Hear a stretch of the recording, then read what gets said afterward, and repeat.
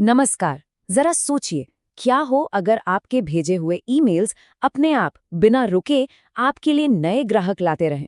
सुनने में अच्छा लगता है ना? तो आज हम इसी ऑटोमेटेड ग्रोथ इंजन को बनाना सीखेंगे।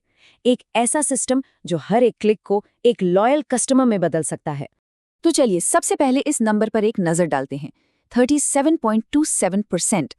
ये है सभी इंडस्ट्रीज में एवरेज ईमेल ओपन रेट। इसका मतलब क्या हुआ? इसका मतलब ये हुआ कि भेजे गए हर 100 में से करीब करीब 63 ईमेल्स तो कभी खोले ही नहीं जाते। यही हमारी सबसे बड़ी चुनौती है और यहीं से हमें शुरुआत करनी है। तो फिर असली सवाल ये उठता है कि इनबॉक्स की इस जबरदस्त भीड़ में एक सिंपल से ईमेल को रेवेन्यू कमाने का जरिया कैसे बनाया जाए। देखिए, ये सिर्फ क्लिक्स पाने के बारे में नहीं है, बल्कि एक ऐसा कनेक्शन बनाने के बारे में है जो आखिर में सेल्स तक लेकर जाए। तो चलिए इस पूरे सफर के हर स्टेप को बारीकी से समझते हैं। तो चलिए शुरू करते हैं। देखिए, किसी भी ईमेल फनल का जो सबसे पहला और शायद सबसे जरूरी हिस्सा है वो है पहला इम्प्रेशन। और ये सब कुछ शुरू होता है आपकी सब्जेक्ट लाइन से। जरा इस नंबर को देखिए, 64%। ये कोई छोटा मोटा आंकड़ा नहीं है, ये वाकई चौंकाने वाला है। इतने सारे लोग सिर्फ और सिर्फ सब्जेक्ट लाइन को देखकर ये तय करते हैं कि आपका ईमेल खुलेगा भी या नहीं। मतलब सोचकर देखिए, एक छोटी सी लाइन पर कितना कुछ दांव पर लगा है। तो सवाल ये है कि एक बढ़िया सब्जेक्ट लाइन लिखें कैसे। इसके कुछ सिंपल से नियम हैं। पहला, इसे छोटा रखिए, हो सके तो 41 कैरेक्टर्स के अंदर। दूसरा, इसे पर्सनल बनाइए, जैसे कि लोगों का नाम इस्तेमाल करके। तीसरा, थोड़ा इंटरेस्टिंग बनाइए, थोड़ी जिज्ञासा जगाइए। चौथा, साफ साफ बताइए कि ईमेल के अंदर उनके लिए क्या वैल्यू है। पांचवा, थोड़ी अर्जेंसी दिखाइए, लेकिन हाँ, बहुत ज्यादा भी नहीं। और सबसे जरूरी, झूठे वादों से मतलब क्लिकबेट से हमेशा बचिए, क्योंकि देखिए, भरोसा बनाना ही सब कुछ है। ये सारी बातें ना एक बहुत ही आसान से सवाल पर आके टिक जाती हैं। एक सेल्स कोच है मार्टी नकल्स, उन्होंने इसे बड़े मजेदार तरीके से समझाया है। वो कहते हैं कि हर किसी का जो फेवरेट रेडियो स्टेशन होता है ना, वो है WIFM, मतलब what's in it for me, यानी मेरे लिए इसमें क्या है।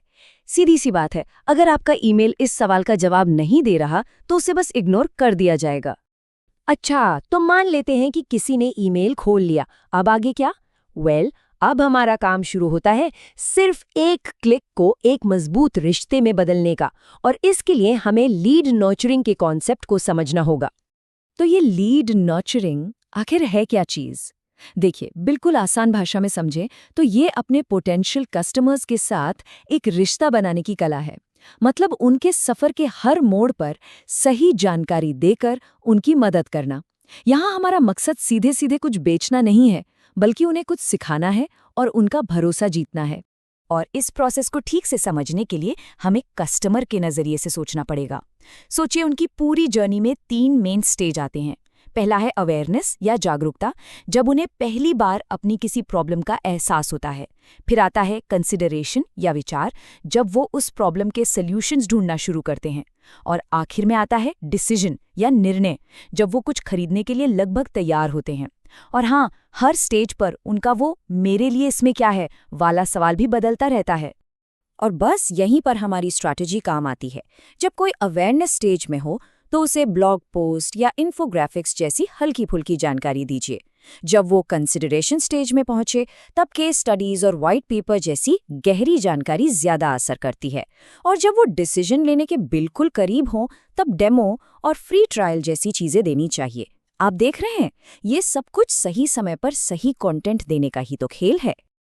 अच्छा, अब आप सोच रहे होंगे कि इतने सारे लोगों से पर्सनली रिश्ता मैनेज करना, ये तो लगभग नामुमकिन सा लगता है ना? बस यहीं पर हमारा ऑटोमेशन इंजन काम आता है। ये उन स्मार्ट टूल्स के बारे में है जो इन सभी रिश्तों को बड़े पैमाने पे मैनेज करना और साथ ही पर्सनलाइज करना भी मुमकिन बनाते हैं। देखिए, ऑटोमेशन की शुरुआत होती है सही लिस्ट बनाने से। इसको ना ऐसे समझिए, एक होती है एक्टिव लिस्ट, जो एक बहती नदी की तरह है। लोग कुछ नियमों के हिसाब से अपने आप इसमें आते हैं और चले जाते हैं। और दूसरी होती है स्टैटिक लिस्ट, जो एक तालाब जैसी है। एक बार जो लोग इसमें आ गए वो तब तक वहीं रहते हैं जब तक आप खुद उन्हें हाथ से न हटाएं। तो सही मार्केटिंग के लिए सही तरह की लिस्ट चुनना बहुत बहुत जरूरी है। और इन लिस्ट्स को असली पावर मिलती है वर्कफ्लो से। ये और कुछ नहीं बल्कि मार्केटिंग एक्शंस की एक ऑटोमेटिक चेन है। जरा कल्पना कीजिए, जैसे ही कोई नया लीड सिस्टम में आता है, उसे अपने आप एक वेलकम ईमेल चला जाता है। फिर सिस्टम कुछ दिन इंतजार करता है और फिर उनके बिहेवियर के हिसाब से एक और काम का ईमेल भेज देता है। यही तो है आपका 24/7 काम करने वाला लीड नर्चरिंग इंजन। और यहीं पर ऑटोमेशन की असली ताकत सामने आती है। इसे कहते हैं स्मार्ट कंटेंट। इसके साथ ना आप एक ही ईमेल के अलग-अलग वर्जन्स दिखा सकते हैं, इस बात पे डिपेंड करते हुए कि उसे देख कौन रहा है। मतलब एक नए लीड को कुछ और मैसेज दिखेगा, जबकि आपके पुराने कस्टमर को कुछ और। यह है बड़े स्केल पर पर्सनल बातचीत, जो ऑटोमेशन के बिना पॉसिबल ही नहीं है। अब देखिए, एक पावरफुल इंजन को भी तो अच्छी परफॉर्मेंस के लिए मेंटेनेंस की जरूरत पड़ती है ना। बस ईमेल ऑटोमेशन के साथ भी बिल्कुल यही बात है। हमें ये पक्का करना होगा कि हमारे ईमेल सच में लोगों के इनबॉक्स तक पहुंच भी रहे हैं या नहीं। यहाँ पर दो बहुत जरूरी शब्द हैं जिन्हें समझना होगा, हार्ड बाउंस और सॉफ्ट बाउंस। हार्ड बाउंस का मतलब है एक परमानेंट प्रॉब्लम, जैसे कि ईमेल एड्रेस ही गलत है। ऐसे कॉन्टैक्ट्स को तुरंत अपनी लिस्ट से हटाना पड़ता है, वरना ईमेल प्रोवाइडर्स आपको स्पैमर समझने लगेंगे। वहीं दूसरी तरफ सॉफ्ट बाउंस एक टेम्परेरी प्रॉब्लम है, जैसे किसी का इनबॉक्स फुल हो गया हो। इन दोनों का फर्क समझना आपकी सेंडर रेप्यूटेशन यानी भेजने वाले की प्रतिष्ठा को बचाने के लिए बहुत जरूरी है। तो खुद से ये सवाल पूछना जरूरी है, क्या हमारी कॉन्टैक्ट लिस्ट हेल्दी है? और ये सिर्फ बाउंस रेट के बारे में नहीं है, ये इस बारे में है कि हमारी लिस्ट कितनी एंगेज्ड है, लोग हमारे ईमेल से कितना इंटरैक्ट कर रहे हैं और हमारी सेंडर रेप्यूटेशन कितनी मजबूत है। तो अपनी लिस्ट को हेल्दी रखने के लिए कुछ चीज़ों पर हमेशा नज़र रखिए, जैसे कि hard bounce rate, click through rate और अनसब्सक्राइब रेट। और हाँ, एक सनसेट पॉलिसी अपनाने के बारे में ज़रूर सोचिए। इसका सीधा सा मतलब है उन लोगों को अपनी लिस्ट से हटा देना जो बहुत लंबे समय से आपके किसी भी ईमेल के साथ इंटरैक्ट नहीं कर रहे हैं। इससे आपकी लिस्ट भी साफ रहती है और आप सिर्फ उन लोगों से बात करते हैं जो सच में सुनना चाहते हैं। तो चलिए, अब थियोरी से हटकर प्रैक्टिकल पर आते हैं।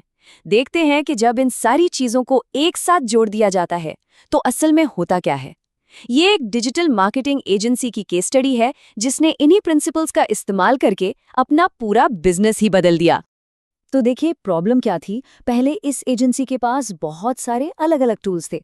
नतीजा, सारा काम बिखरा हुआ था और जरूरी लीड्स कहीं बीच में ही खो जाते थे। तो सोल्यूशन क्या निकला? एक सिंगल यूनिफाइड प्लेटफॉर्म, HubSpot, जिसने सब कुछ एक जगह पर ला दिया। इसके बाद लीड्स को नर्चर करने के लिए ऑटोमेटिक वर्कफ्लोज बनाए गए और सेल्स के लिए एक प्रॉपर ऑर्गेनाइज्ड पाइपलाइन तैयार की गई। और इसका नतीजा सच में कमाल का था। लीड्स पहले के मुकाबले बहुत ज्यादा तेजी से कस्टमर बन रहे थे। कंपनी को अपने पूरे ऑपरेशन पर पहले से कई ज्यादा विजिबिलिटी और कंट्रोल मिला। और सबसे बड़ी बात, उनके कस्टमर रिलेशनशिप्स और भी ज्यादा मजबूत हो गए। ऑटोमेशन ने उन्हें कम मेहनत में ज्यादा रिजल्ट्स दिए, जिससे उनके क्लाइंट्स भी ज्यादा खुश और लॉयल बने। यही है इस ऑटोमेशन इंजन की असली पावर। तो हमने एक क्लिक से लेकर एक लॉयल कस्टमर तक का पूरा सफर देख लिया। एक अच्छी subject line, smart lead nurturing और एक पावरफुल ऑटोमेशन, ये सब मिलकर एक ऐसा ग्रोथ इंजन बनाते हैं जो अपने आप काम करता है। तो अब सवाल ये है कि अपने बिजनेस के लिए इस इंजन को बनाने की तरफ आपका पहला कदम